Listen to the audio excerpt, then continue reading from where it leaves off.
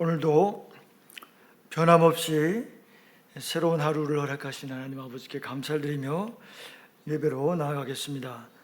찬송가 357장 주 믿는 사람 일어나 함께 찬양하시겠습니다.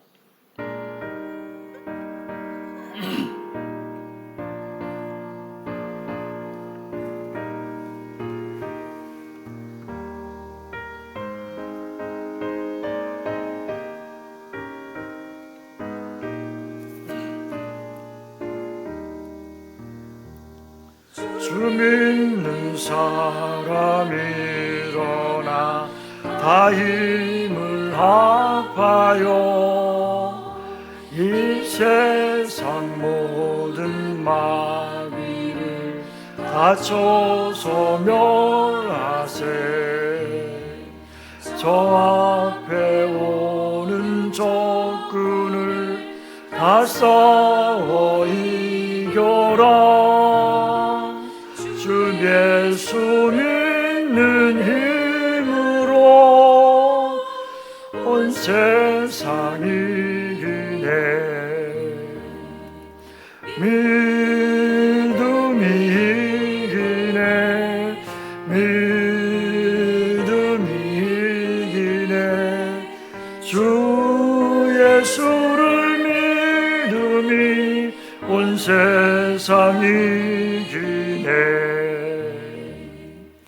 온 인류 마귀 괴율로 근죄에 빠지니 진리로 띠를 띠고서 늘 기도 드리세. 참 믿고 의지하면서 겁없이 나갈 때 주 예수 믿는 힘으로 온 세상이 이기네. 믿음이 이기네. 믿음이 이기네. 주 예수를 믿음이 온 세상이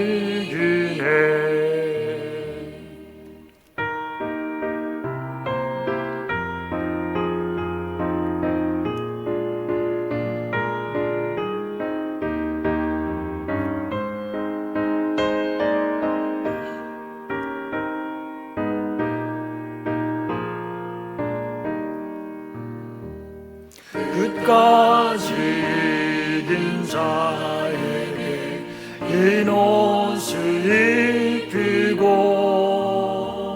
또 영생 복을 주시니 참 기쁜 일일세. 이 어두운 세상 지나서 저 천성 가도록 주 예수 믿는 힘으로 온 세상이 이기네. 믿음이 이기네. 믿음이 이기네. 주 예수를 믿음이 온 세상이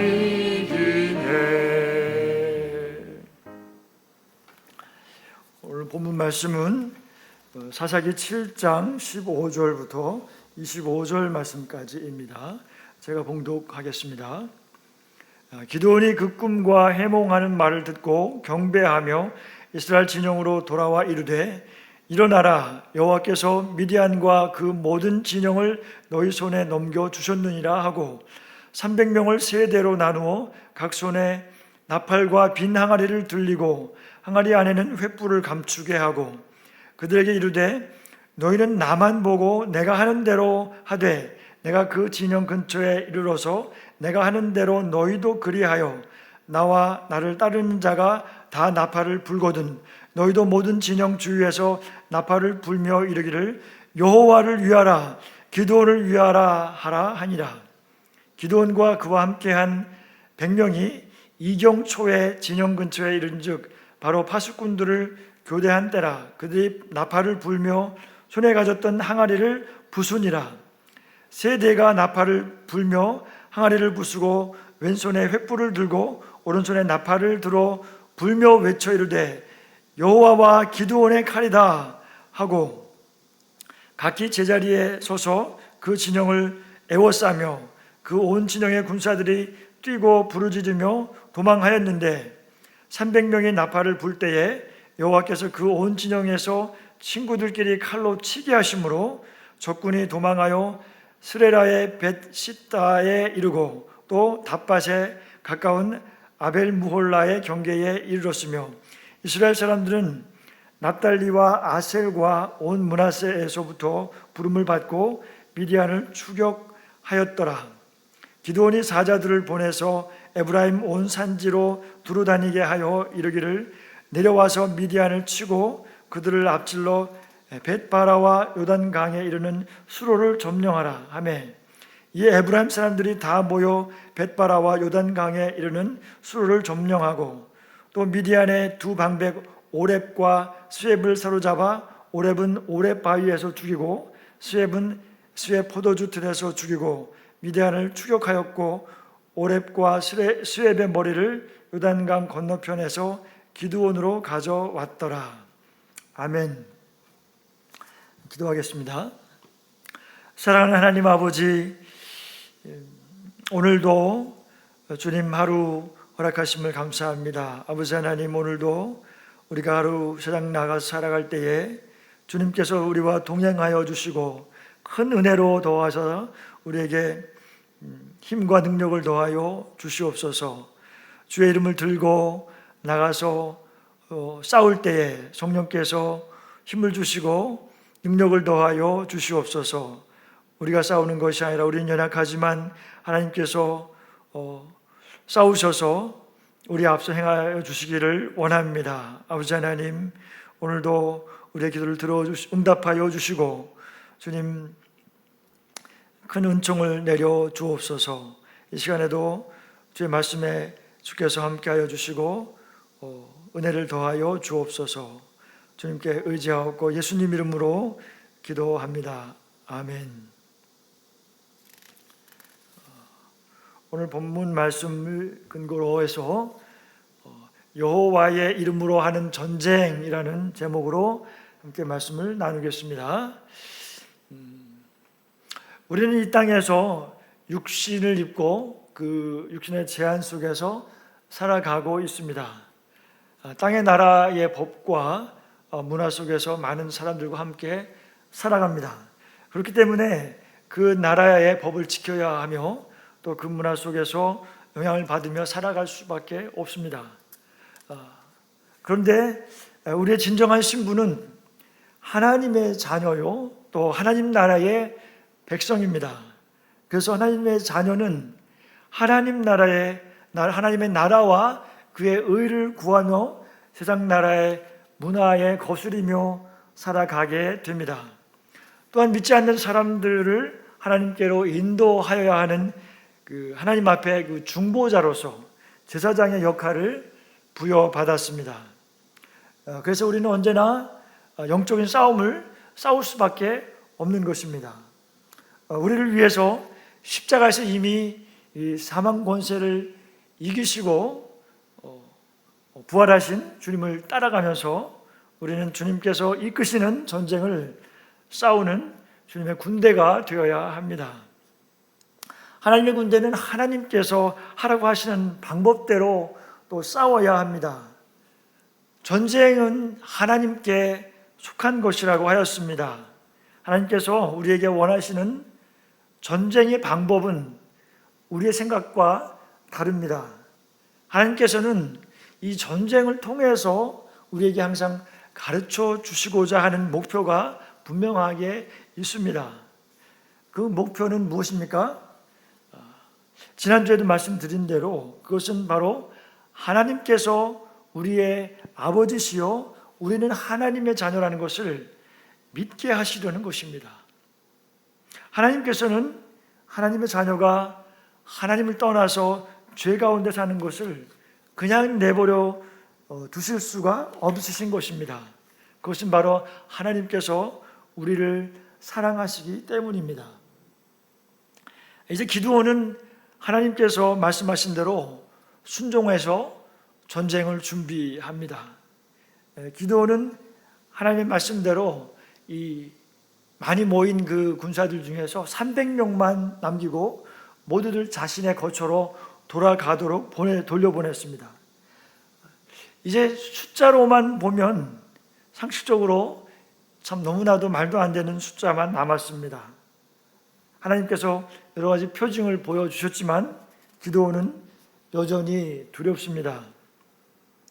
이처럼 우리는 현실의 삶에서 장애물 앞에서, 많은 장애물 앞에서 또 불안하고 초조한 마음을 때로 가눌 수가 없습니다.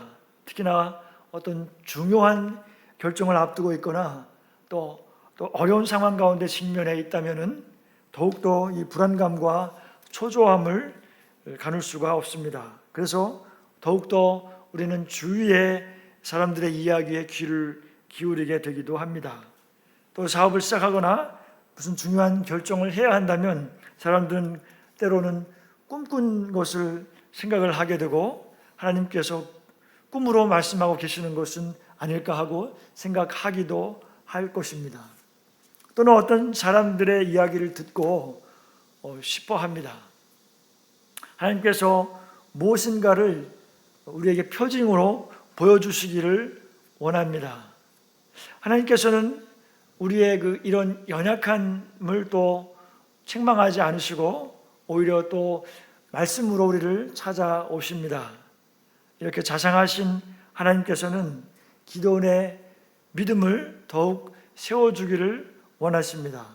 그래서 미디안 병사의 입을 통해서 꿈꾼 이야기와 또 그 꿈의 해명을 듣게 하셨습니다. 기드온은 미디안 병사의 꿈 해몽을 듣고 하나님께서 미디안을 자신에게 넘겨주시기로 확정한 것을 확신하게 되었습니다. 15절 말씀에 기드온이 그 꿈과 해몽하는 말을 듣고 경배하며 이스라엘 진영으로 돌아와 이르되 일어나라, 여호와께서 미디안과 그 모든 진영을 너희 손에 넘겨주셨느니라 하고, 기드온은 꿈과 해몽하는 말을 듣고 즉시로 하나님께 경외함으로 경배하였습니다. 그리고 이제는 미디안의 압제가 이제 곧 끝날 것이라고 백성들에게 전합니다. 이때 기드온은 이제 확신에 차서 이제 힘이 납니다. 기드온은 하나님께서 미디안을 이스라엘에게 넘겨주셨으니 모두 일어나라고 외칩니다. 기드온은 싸움을 준비하는데 하나님께서 지혜를 주시기를 구했습니다. 군사 작전 회의를 합니다. 그래서 또 필요한 것을 준비를 합니다. 16절 말씀에 300명을 세 대로 나누어 각 손에 나팔과 빈 항아리를 들리고 항아리의 안에는 횃불을 감추게 하고,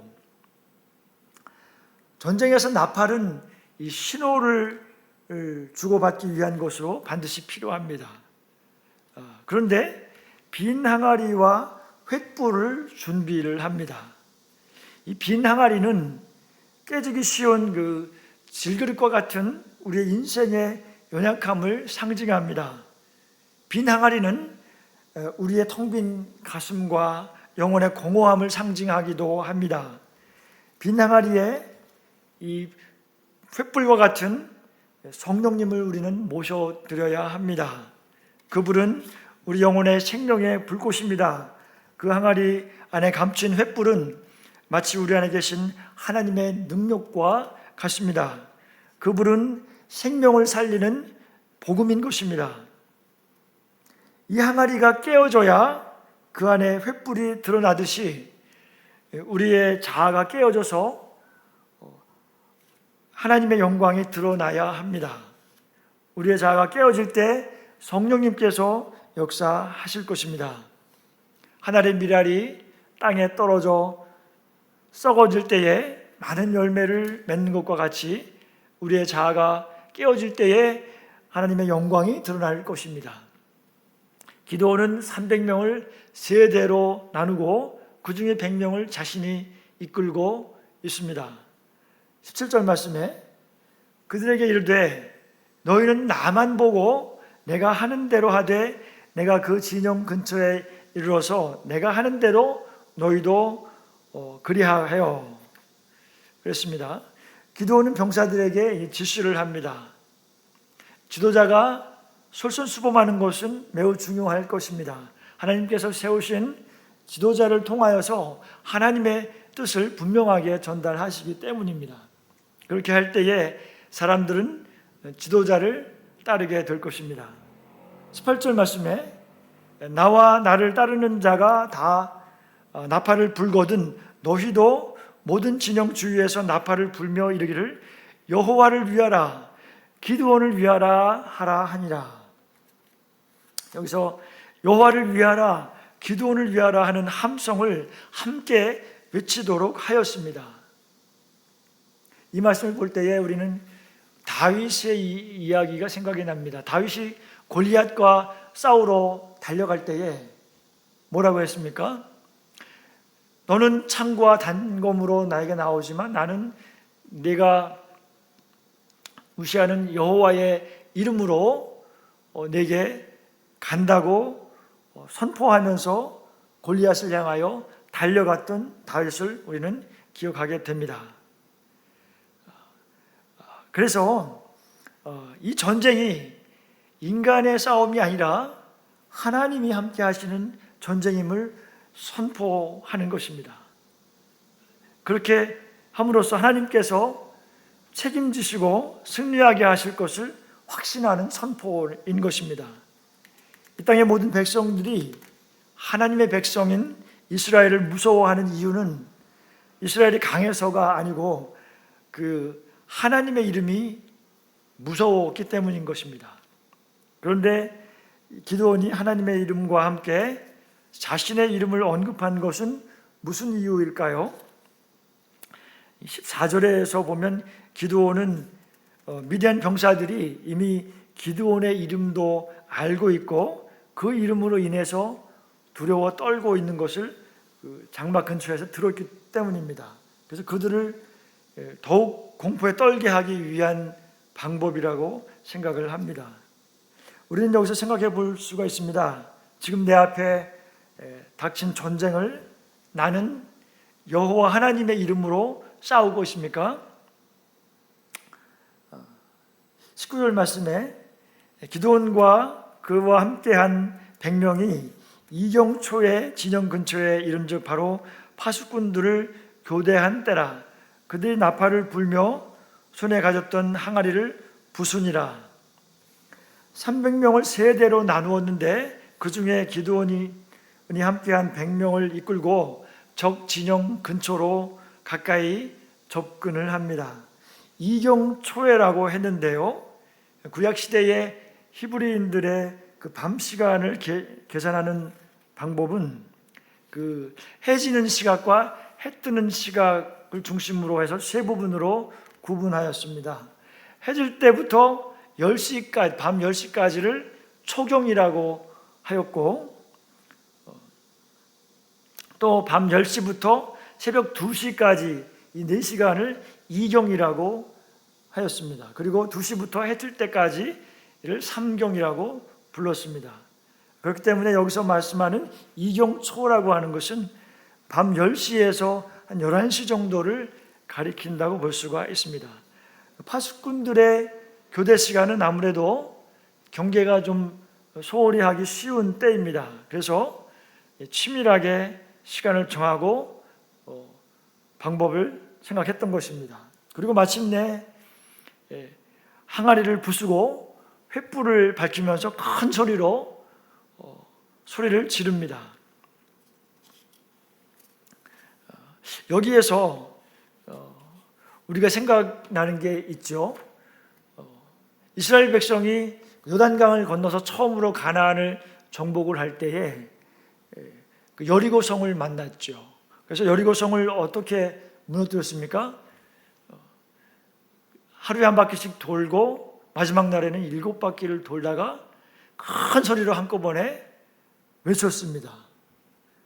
그것과 같은 방법이라고 생각이 되기도 합니다.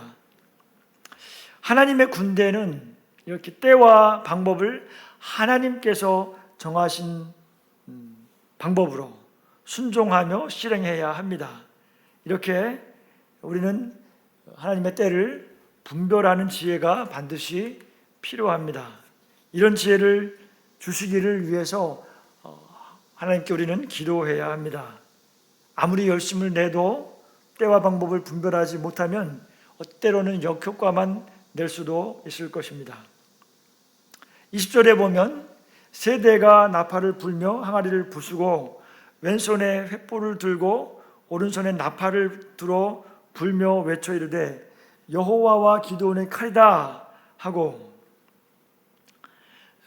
기드온의 100명뿐만 아니고 세대가 모두 나팔을 불었습니다. 그리고 항아리를 부수고 횃불을 밝히면서 큰 소리로 함성을 지릅니다. 여호와와 기드온의 칼이다 소리칩니다. 그래서 어떤 일이 일어났습니까? 21절에 각기 제자리에 서서 그 진영을 에워싸며 그 온 진영의 군사들이 뛰고 부르짖으며 도망하였는데, 이스라엘 군사들은 싸우지 않았습니다.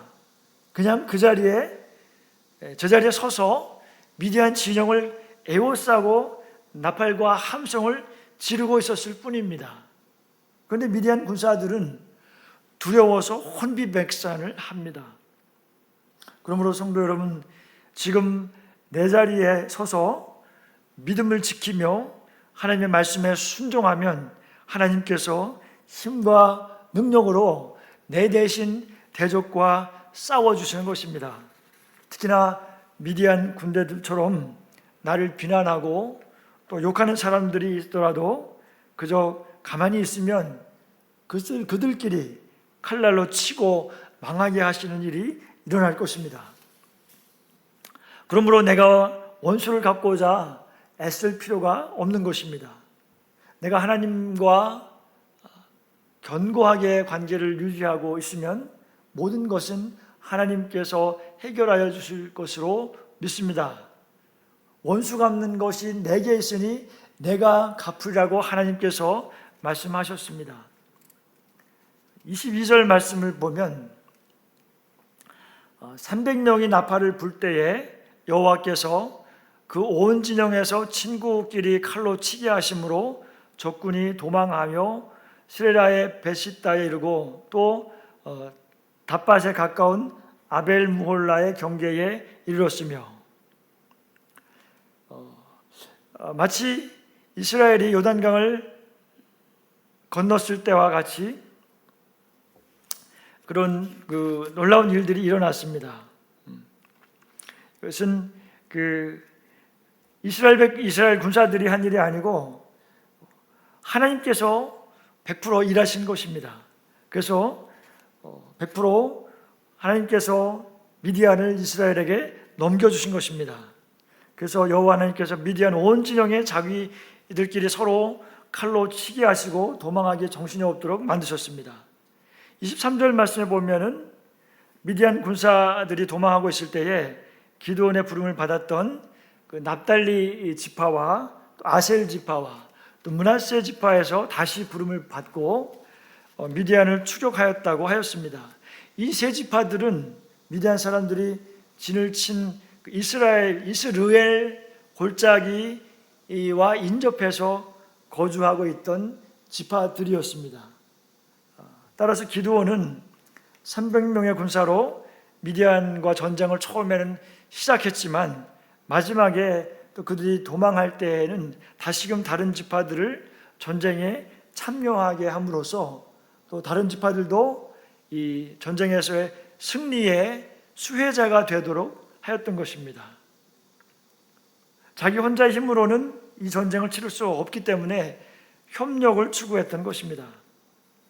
우리도 독불장군처럼 나 혼자 모든 일을 하려고 할 것이 아니라 내 곁에 지체들과 협력을 해야 합니다. 하나님은 공동체를 통해서 구원을 이루어 가시기 때문입니다. 그리고 24절에서는 기드온이 사자들을 에브라임 지파에 보내어서 그들로 하여금 또 미디안을 치게 하였는데, 미디안 군사들이 에브라임 지파가 있는 그 남부 쪽으로 도망하였던 것으로 보입니다. 그래서 기드온은 바로 그 에브라임 지파의 사람을 보내서 미디안군의 그 퇴로를 차단하게 하였던 것입니다. 그리고 그 에브라임 지파로 하여금 미디안의 두 방백 오렙과 스웹을 사로잡았고, 그 후에 오렙 바위에서 죽이고 또 스웹은 스웹 포도주 틀에서 죽였습니다. 말씀을 정리합니다. 하나님의 군사로서 우리는 여호와의 이름으로 전쟁에 나아갑니까? 하나님께 우리가 기도할 때에 하나님께서 지혜를 주시기를 구할 필요가 있습니다. 잠잠히 하나님 앞에 거하면서 인내하며 기다리는 것이 필요합니다. 하나님께서 친히 싸우실 것을 믿으며 말씀에 순종하며 기다려야 합니다. 그렇게 할 때에 하나님께서 대적들을 스스로 무너지게 하실 줄로 믿습니다. 오늘도 우리의 시선을 온전히 주님께 고정하면서 기도하기를 원합니다. 나의 모든 생각과 감정과 방법들을 주님 앞에 내려놓고 주님의 인도하심을 구하면서 하나님의 이름으로 전쟁에 나아가는 하루가 되시기를 예수님의 이름으로 축복합니다. 주기도문 하심으로 예배를 마치겠습니다. 하늘에 계신 우리 아버지여, 이름이 거룩히 여김을 받으시오며 나라가 임하옵시며 뜻이 하늘에서 이루어진 것 같이 땅에서도 이루어지이다. 오늘날 우리에게 일용할 양식을 주옵시고 우리가 우리에게 죄진 자를 사하여 준 것 같이 우리의 죄를 사하여 주옵시고 우리를 시험에 들지 말게 하옵시며 다만 악에서 구하시옵소서. 대개 나라와 권세와 영광이 아버지께 영원히 있사옵나이다. 아멘.